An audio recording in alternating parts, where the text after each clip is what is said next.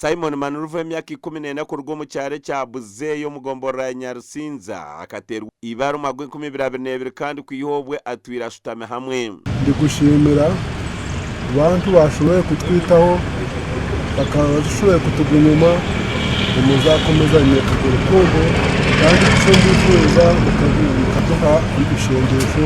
Ndi gushimira abantu bose bafashije mu mashiringi kandi ngashimira n'uwaduhaye imodoka kubwo nta politiki yabayemo. Ubuzima ntibugira politiki. Ubuzima buri muntu wese afite ubuzima, afite kumenya ngo buri muntu wese yarwara nanga akarwaza.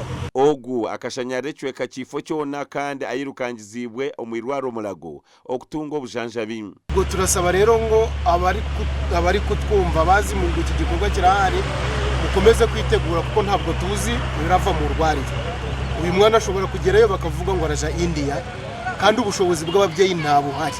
Beka Niyogaba chairman w'abarema abwacho district nashaba ebitongore government n'abantu buntu okwirukangera umwana ogwo okutunga obujanjabi.